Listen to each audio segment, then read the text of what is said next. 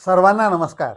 मित्रहो, कोणतीही औषधं जेव्हा तुम्हाला घ्यायची असतील त्यावेळेला कोणती काळजी घेतली पाहिजे हे अत्यंत महत्त्वाचं आहे. आपल्या जीवाला कसलाही त्रास किंवा कसलाही धोका होण्याची शक्यता राहणार नाही. हे करत असताना माणसांकडून 5 चुका कोणत्या होतात, त्या चुका कशा प्रकारे टाळल्या पाहिजे हेही आपण आज पाहूया. याच्यासाठी सामान्य खबरदारी काय घेतली पाहिजे, ज्याला आपण म्हणतो जनरल प्रिकॉशन्स, हे सर्वसाधारण नियम आहेत, हे घेणं अत्यंत आवश्यक आहे. त्याच्यामध्ये पहिले आहे की सूचनांचं पालन करा. डॉक्टरांनी सांगितलेल्या सूचना असतील त्या थोड्या कालावधी करता असतील, पूर्ण कालावधी करता असतील, किंवा योग्य डोस सांगितलेला असेल जो घ्यायचा, ज्या वेळेला घ्यायचा असेल, अशा प्रकारचं हे करा. तसंच डॉक्टरांनी जर स्पेसिफिक सांगितलं असेल की या औषधाच्या सोबत तंबाखू खाऊ नका किंवा या औषधाच्या सोबत दारू पिऊ नका, तर ते टाळणं अत्यंत आवश्यक असतं. कारण याचं आणि त्या औषधाचं जर इंटरॅक्शन होत असेल मध्ये, त्याचा परिणाम खूप जास्त होत असेल तरी पण ते शरीराला चालणार नाही. म्हणून हे सांगितल्याप्रमाणे वागलं पाहिजे आणि ते टाळलं पाहिजे. तसंच सर्व औषधं जे तुमच्याकडे आहेत, तुम्ही डॉक्टरांकडे गेल्यानंतर त्यांना पूर्ण माहिती द्या की मला ही औषधं चालू आहेत. कुठल्याही दुसऱ्या डॉक्टरांनी दिलेली असतील. बऱ्याच लोकांना काय वाटतं असतं की मी आता हे डोळ्यासाठीची औषधं आहेत, हे दातासाठीची औषधं आहेत, मी तर आता या डॉक्टरांना पोटासाठी दाखवायला आलोय किंवा आता मी या डॉक्टरांना छातीसाठी दाखवायला आलोय. असं काही नाही. कुठल्याही बिमारीची औषधं असतील पण ते चाललेत कुठं, तुमच्या शरीरामध्ये. तुमचं शरीर तर तेच आहे ना. आणि जेव्हा आपण औषधं खातो तेव्हा ती रक्तात एकदा मिसळली की शरीराच्या प्रत्येक भागाकडे ती जात असते. म्हणून ही पूर्ण औषधांची कल्पना डॉक्टरांना दिली पाहिजे. इव्हन आयुर्वेदिकच्या औषधं असतील किंवा कुठली काही आणखी सप्लिमेंट्स असतील तरी पण डॉक्टरांना कल्पना द्या. म्हणजे काय होईल, इंटरॅक्शन होणार किंवा दुष्परिणाम जे होण्याचं टाळता येऊ शकतं त्या डॉक्टरांना.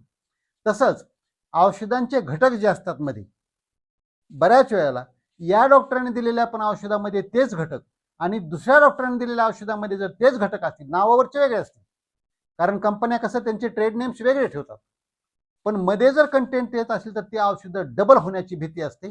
म्हणून सगळी औषधं डॉक्टरांना सांगितली पाहिजेत आणि तुम्ही पण स्वतः औषधांचे कंटेंट तपासून घेतली पाहिजे, म्हणजे रिपीट व्हायला नको किंवा जास्त डोस होऊ नये म्हणून. तसंच जेवणापूर्वीची जी औषधं सांगितलेली आहेत ते जेवणाच्या आधीच घेतली पाहिजेत. डॉक्टर जेवढा वेळ सांगतील आधी, अर्धा तास आधी घ्या, पाऊण तास आधी घ्या, तर तशा प्रकारे ते आधी घेतली पाहिजेत. जेवल्यानंतरची जी औषधं आहेत ती जेवणानंतरच घेतली पाहिजेत.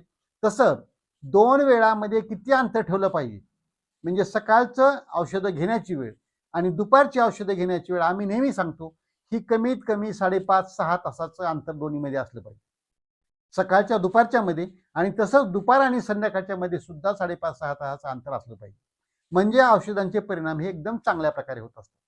तर हे सगळे नियम पाळले पाहिजेत. हे झाले सर्वसाधारण खबरदारी घ्यायची झाली, सामान्य जबाबदारी किंवा जनरल प्रिकॉशन झाली.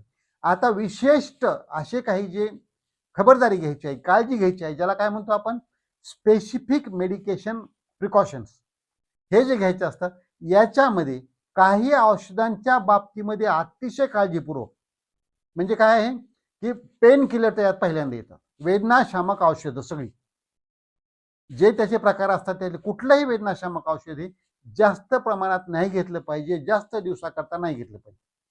कारण आपण नेहमी पाहतो त्याच्यामुळं किडनी खराब होतात, हे तर सर्वांना जो आजकाल माहीत होत चाललेलं आहे. मग त्यासाठी काळजी घेतली पाहिजे. किंवा पोट खराब होण्याचं, म्हणजे पित्त होण्याचं, ॲसिडिटी होण्याचं, बऱ्याच वेळेला आतड्यांना छिद्र पडतं ह्या औषधामुळे आणि मोठी सर्जरी करावी लागते, ऑपरेशन करावं लागतं ते छिद्र बंद करण्याकरता. तर अशी वेळ येणार नाही यासाठी हे औषधं जास्त दिवस आणि जास्त प्रमाणात नाही घेतली पाहिजे. तसंच गरोदरपणामध्ये कुठली औषधं डॉक्टरांना विचारूनच घ्या. किंवा लहान लेकरं जे आहेत त्यांना मोठ्या माणसाला हे औषध जमतं म्हणून त्याच्यातली अर्धी गोळी देऊ, असं नका करू.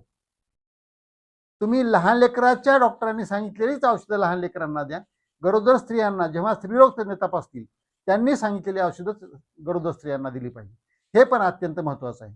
तसंच रक्त पातळ होणारी जी औषधं असतात, आपण याच्यावर सेपरेट व्हिडिओ केलेला आहे आणि तो खूप लोकांना चांगल्या प्रकारे आवडलेला पण आहे, तर तो अवश्य पहा. की रक्त पातळ करणाऱ्या औषधांच्या बाबतीमध्ये काय काळजी घेतली पाहिजे, काय प्रिकॉशन घेतली पाहिजे. त्याचा डोस जास्त नाही केला पाहिजे आणि त्याचा डोस चुकवलाही नाही पाहिजे.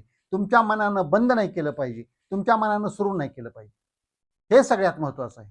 तसंच साखरेच्या बाबतीमध्ये किंवा डायबिटीस, मधुमेहाचे जे औषधं असतात, ज्या वेळेला घ्यायला सांगितलेले आहे त्या वेळेला ती वेळ चुकू नका, त्याचा डोस चुकू नका. आणि असंच प्रिकॉशन की तुम्ही तुमच्या मनानं कमी जास्त डोस करून किंवा बंद करणं चालू करणं असं करू नका. तसंच गंभीर दुष्परिणाम होऊ नयेत कुठल्या औषधांचे म्हणून काय करायचं असतं की अंदाजपंच औषधं, विशेषतः पातळ औषधामध्ये होतं. बरेच माणसं काय करतात, ते झाकण असतं बरोबर दिलेलं, डॉक्टरांनी सांगितलेलं असतं 5 ml घ्या किंवा 10 ml घ्या किंवा 15 ml घ्या, पण कंटाळा करून ते बाटली तोंडाला लावतात आणि अंदाजपंच पितात. म्हणजे अंदाजे छोटा घोट घेऊ किंवा मध्यम घोट आणि मोठा घोट असं होऊ शकत नाही, हे एक्झॅक्ट येत नाही.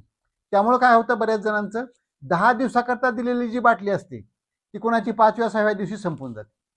आणि काही जणांचं काय होतं की 10 दिवसाकरता दिलेली बाटली 15 दिवस झाले तरी ती संपतच नसते.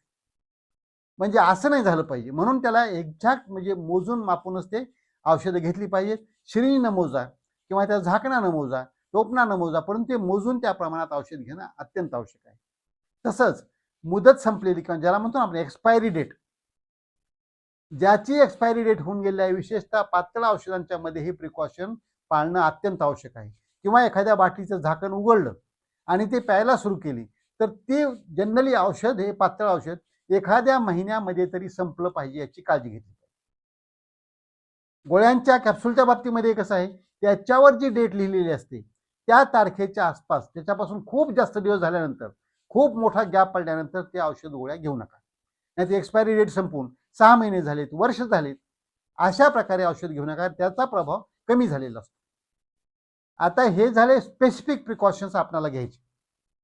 आता जेव्हा ही औषधं साठवून ठेवायची आहेत आपल्याकडं किंवा त्याची विल्हेवाट कशा प्रकारे लावायची आहे, साठवून ठेवण्याची पद्धत जी असते तर योग्य ठिकाणी, म्हणजे ज्या ठिकाणी थोडंसं थंड वातावरण आहे, जिथं दमटपणा नाही, कोरडं हवा आहे तिथं ज्या ठिकाणी, आणि जिथं डायरेक्ट सूर्यप्रकाश येत नाही अशा ठिकाणी ही औषधं साठवली पाहिजे.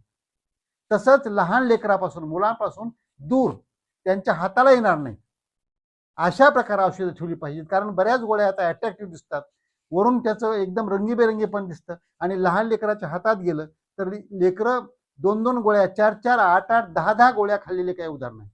मोठ्या माणसाच्या गोळ्या लहान लेकरांनी खाल्लेल्या, आणि मग गंभीर अवस्थेमध्ये त्या लेकरांना ऍडमिट करणं, पुन्हा त्यांना औषधोपचार करणं, काही वेळेला जीवाला धोका सुद्धा होतो.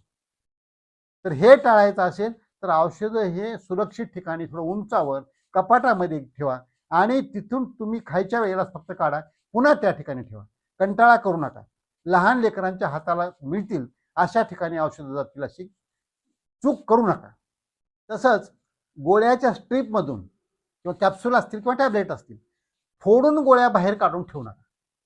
1 तास, 2 तास, 4 तासाकरता असेल तर ठीक आहे ते समजा, परंतु आज काढून ठेवल्या त्या उद्या खाऊ, परवा खाऊ, किंवा अर्धी करून ठेवली ते नंतर कधीतरी खाऊ, असं जास्त दिवस काढून ठेवू नका. कारण त्याचं कसं असतं की ते पॅकेज केलेलं असतं, ते पॅकिंग त्याच्यामध्ये असताना त्या प्रभावी राहतात, त्यांची पॉवर चांगल्या प्रकारे टिकून असते, तर ते बाहेर काढून ठेवू नका. आणि जेव्हा तुमच्या गोळ्यांचा वापर संपतो किंवा काही शिल्लक मुदतीच्या बाहेर गेलेल्या गोळ्या असतील त्यांची विल्हेवाट सुद्धा योग्य प्रकारानं करा. योग्य प्रकारे कचऱ्यामध्ये त्या टाकून द्या, खात्री करून त्या टाका की त्या तारीख पहा पुन्हा एकदा टाकताना, आणि हे आता टाकण्यासारख्या झालेल्या आहेत तेव्हा त्या फेकून द्या, त्या पुन्हा वापरू नका. आणि आता सगळ्यात महत्त्वाची एक जी काळजी घ्यायची आहे, कोणत्याही डॉक्टरकडे तुम्ही दाखवून आलात आणि तुम्ही घरी औषधं घेऊन आलात आणि औषधांचा पहिला डोस घेतला किंवा दुसरा डोस घेतला आणि तुम्हाला काहीतरी साईड इफेक्ट जाणवू लागले, तुम्हाला काहीतरी त्रास होऊ लागलाय, तुम्हाला काहीतरी तुमच्या अंगावर रॅश आली, काही अंगावर पुरळ आलेली आहे, किंवा तुम्हाला थोडी चक्कर वाटते, किंवा थोडे जुलाब होऊ लागले तुम्हाला, किंवा मळमळ होते, उलट्या होऊ लागल्या तुम्हाला, असे जर दुष्परिणाम जाणवू लागले, किंवा अंगाला खाज सुटली, किंवा त्या गांधी येऊ लागल्यात अंगावर, किंवा सूज आली, ॲलर्जी होते, रिॲक्शन येते काही की असं वाटू लागले, तर अशा वेळेला तुम्ही प्रथम पहिली स्टेप करायची की ती औषधं घ्यायचं बंद करायचं याच्यानंतर, आणि आपल्या डॉक्टरांना लगेचच इन्फॉर्म करा. त्या दवाखान्यामध्ये असे हॉस्पिटल असेल तर डॉक्टरांचा असेल नंबर, तिथं लवकर इन्फॉर्म करा. असं झालेलं आहे. पुढचा डोस मात्र त्याच औषधांचा घ्यायचा कटाक्षाने टाळा. इथंच औषधं बंद करा. आणि काही दुष्परिणाम औषधांचे असे होत असतात की तुम्हाला जास्त झोप आल्यासारखी वाटत असते, बेचैनी वाटत असते, किंवा काही वेळेला दम लागल्यासारखा किंवा धाप लागल्यासारखी होत असते. अशा प्रकारची सुद्धा लक्षणं ही गंभीर असतात.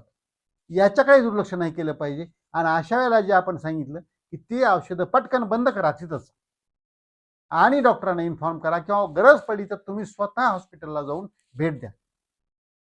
परंतु ती औषधं डबल दुसरा डोस तिसरा डोस घ्यायच्या भानगडीत पडू नका. आणि आपल्या मनानं काहीतरी त्याच्यामध्ये बदल करून किंवा काहीतरी कमी जास्त करून ही गोळी घेऊ आपण ती बंद ठेवू किंवा ती घेऊ ही बंद ठेवू असे मनाने निर्णय घेऊ नका. हे डॉक्टरांना दाखवणं अत्यंत आवश्यक असतं. तर हे जे सगळे प्रिकॉशन्स आहेत, ही जी काळजी आहे, तर ही काळजी घेतली पाहिजे. महत्त्वाच्या ज्या जीवघेण्या चुका होऊ शकतात ह्या चुका टाळल्या पाहिजेत आणि आपलं आरोग्य चांगल्या प्रकारे सांभाळलं पाहिजे. तर हे सगळं करूया आणि निरोगी राहून दीर्घायू होऊ. आजचा व्हिडिओ आवडला असेल तर इतरांना पाठवा, लाईक करा, कमेंट करा. आणि आजपर्यंत जर डॉक्टर राम जावळे हे चॅनल सबस्क्राईब करायचं विसरलेलं असेल तर आज ते सबस्क्राईब करायला विसरू नका. कारण आपलं आरोग्य आणि सत्यमेव जयते, सर्व नात्याहून श्रेष्ठ मला हेच ना. जय जवान, जय किसान, जय भारत, जय इंसान. निरोगी राहून दीर्घायू होऊन आकाशात भरारी घेऊया. चला दोस्त हो, रोगराईला